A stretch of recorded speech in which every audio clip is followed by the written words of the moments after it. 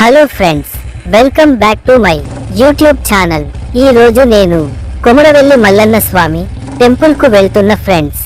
కొమురవెల్లి మల్లన్న స్వామి దేవాలయం తెలంగాణ రాష్ట్రంలోని సిద్దిపేట నుండి సికింద్రాబాదుకు వెళ్లే మార్గంలో సిద్దిపేటకు 24 కిలోమీటర్లు దూరంలో ఉంది. కొమురవెల్లి మల్లన్న స్వామిని బండసోరికెల వెలసిన దేవునిగా కీర్తిస్తారు. ఫ్రెండ్స్, నేను వెళ్తుంటే నాకు ఈ దాబా కనిపించింది ఫ్రెండ్స్. సమోసా తీసుకున్న ఒక్కటి 10 రూపాయలు. టీ తాగి బాయిలు దేరుతాను ఫ్రెండ్స్. సుదిమాను గుండు మీద త్రిశూలం ఉంటుంది. దాని ప్రక్కనే రేణుక ఎల్లమ్మ దేవాలయం ఉంటుంది. ఈ దేవుణ్ణి ఎక్కువగా కురుమలు, గొల్లలు, కాపువారు పూజిస్తారు. గుడి ఎదురుగా గంగిరేణి వృక్షము ఉంది. ఫ్రెండ్స్, నేను హోటల్ దిగాను. లాస్ట్ టైం వేములవాడ కంటే ఇక్కడ రూమ్ తక్కువ రేటు ఉంది. నేను ఫ్రెష్ అప్ అయ్యి టెంపుల్ కి వెళ్లి కంటిన్యూ చేస్తాను ఫ్రెండ్స్. ఈ ఆలయానికి 10 కిలోమీటర్ల దూరంలో కొండపోచమ్మ దేవి ఆలయం కూడా ఉంది. మల్లన్న ఆలయానికి వచ్చిన వాళ్ళు ఇక్కడికి కూడా వచ్చి దర్శనం చేసుకుంటారు.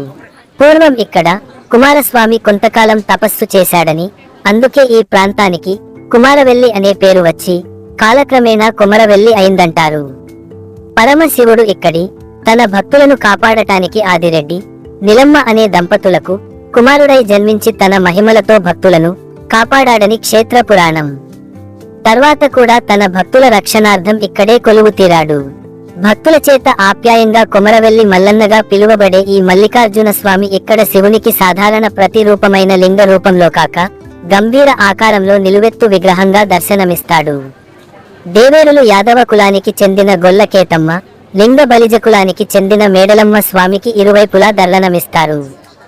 మట్టితో చేసిన ఈ విగ్రహం సుమారు 500 సంవత్సరాల క్రితం చేయబడ్డది. కాలక్రమేణా భక్తుల రాక మొదలయ్యి రాను రాను అధికం కావటంతో దేవాలయంలో ఉన్న మండపములు విస్తరించబడ్డాయి. చూశారు కదా ఫ్రెండ్స్. నా వీడియో మీకు నచ్చినట్టు అయితే నా ఛానల్ ని సబ్స్క్రైబ్ చేసుకోండి ఫ్రెండ్స్.